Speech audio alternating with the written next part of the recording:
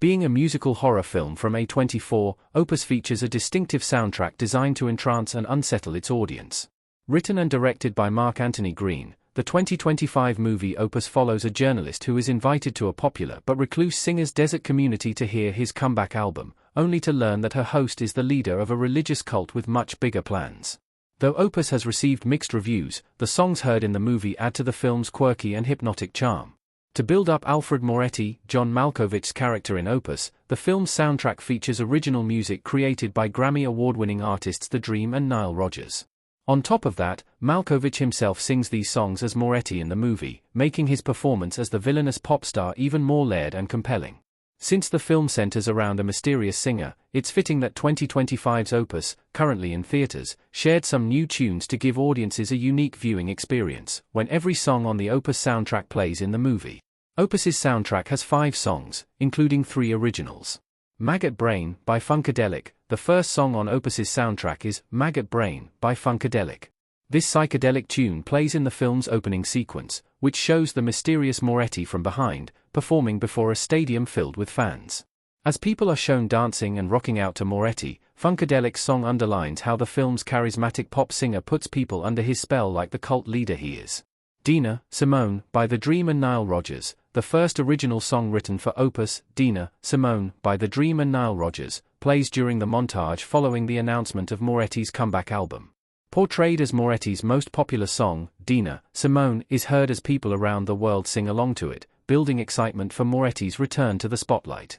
The song thus conveys Moretti's fame and further displays the artist's power over countless people.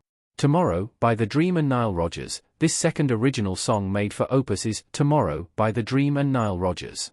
At the request of Moretti, Io Edebury's Opus protagonist Ariel plays this song in her room at the singer's commune on the first night of her stay there, giving her the first sample of his comeback album. As security cameras show Ariel and the other guests listening to the song, Tomorrow conveys how Moretti has them all in the palm of his hand as his plan for fame and revenge begins. 35mm, by The Dream and Nile Rodgers. The third song made specifically for Opus is 35mm, by The Dream and Nile Rodgers. Moretti performs this song for Ariel and his other guests in the listening room at his commune. As Moretti erotically dances with everyone in his golden armor, 35mm, and its sexual lyrics make for an unsettling but alluring experience that shows more of the singer's magnetic persona. It all makes Emily's sudden sickness even more jarring, further showing that something sinister is afoot. DLZ, by TV on the Radio. The final song that plays in Opus is DLZ, by TV on the Radio. It begins to play when the credits roll in the middle of Ariel's TV interview about her book on Moretti and his cult. The song's lyrics convey her overwhelming fear of the Levelists' continued presence in the world. It also expresses her guilt over how her book brought greater attention to them and increased public interest in their ideas, unknowingly participating in Moretti's plan as she tried to further her writing career. Where to listen to Opus soundtrack? Danny Bensi and Saundra Jurians composed the score. John Malkovich as Moretti in Opus. The whole soundtrack for Opus is available to listen to on Apple Music and Spotify. The film's 3 original songs are currently listed under the album, Opus, the Moretti EP, though some listeners may have trouble playing Tomorrow and 35mm at the time of this writing. The score composed by Danny Bensi and Saundra Jurians has yet to be released at this time.